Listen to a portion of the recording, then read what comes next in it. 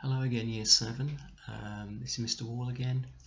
This is the final lesson in the reproduction topic, Lesson 8, and it's all about seed dispersal.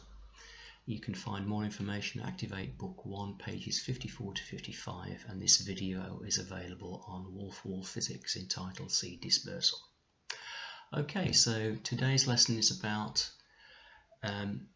the way in which seeds can be dispersed. So you should be able to tell me the 4 main ways in which seeds can be dispersed.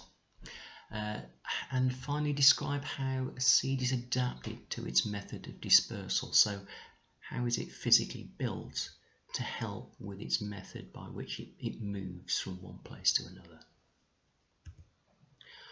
Once the seed has been fertilized, it's then important to get the seeds away from the parent plant because it needs nutrients, it needs water, and it needs space to grow. It doesn't want to be in competition with its parent plant or any other plants in that area. So it really needs to get as far away from its parent plant as possible. And it can do so in 4 main ways. The seeds themselves can be dispersed by the wind, by animals, by water, or by an explosive mechanism, which sounds quite exciting, and in fact if you come across any videos of these, it is actually quite spectacular, some of the effects that you see in nature. I've attached a link to a short video in the PowerPoint which you can access, only about 5 minutes long, but it does cover the main 4 methods which you need to know about for your course. When you've watched the video, under the title Seed Dispersal, can you state the 4 main methods of seed dispersal and explain why seeds need to be dispersed away from the parent plant? Okay, so those 4 methods and why they need to be dispersed after you've watched the video. So pause the video now whilst you do that. To check that you've understood that then, could you put title headings of task, and then you can draw a little table with wind dispersed and animal dispersed, and then I'd like to write down the features of a particular seed which is most suited to wind dispersal or animal dispersal. So again, for example, a seed which has hooks might be more suited to animal dispersal because it would hook onto the fur of a particular animal. If a seed is particularly lightweight, it means it's going to travel a longer distance on the wind, so that might be suited to wind dispersal. So can you place all 7 into either of those 2 columns? Give yourself 5 minutes to do that. Pause the video and we'll go through the answers in a moment. Okay, you should be able to see the answers on the screen now.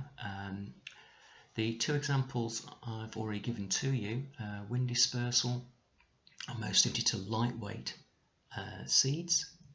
The seeds don't have to be digested by a creature. Wing-like extensions, so they can move more freely throughout the wind, and feathery extensions again can make them travel further. Animal dispersed, surrounded by fruit.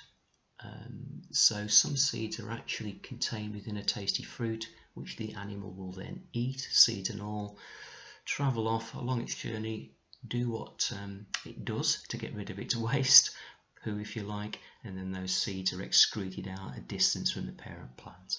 It also helps if the seeds are sticky again, they can stick to the fur of creatures. So well done if you've got all of those. Okay then, so you should now be able to tell me how seeds can be dispersed and how certain seeds are adapted to suit their method of dispersal. And that ends the reproduction course for your Year 7. To finish off, I'd like you to do 3 things on Caboodle. Firstly, there's a little revision exercise that I've set for you. Remember you did one for the first 5 lessons on human reproduction? Well, there's a similar kind of exercise for the last 3 lessons, lessons 6, 7 and 8 on reproduction in plants. So can you have a go at that first? Then there should be a practice assessment that's been set for you. So have a go at that, and that should then prepare you for the test assessment. Remember, these are acting as our assessments now, so do treat them seriously. Can you do those under test conditions? So you've had your little practice, do the test under test conditions this time. I know that's not normally the way we do things. I encourage you to use your books to go through that, but please don't do that. Do it off the top of your head when you do that. I'm going to give you more or less 2 weeks to do that. You have until Friday the 2nd of May to complete all the work that's been set, including the capoodle assessment above. Okay, so Friday, May the 2nd is the absolute deadline. When we've done that, we'll be moving on to another biology topic, which is body systems. Okay, until then, good luck, and I look forward to seeing your high scores on your tests.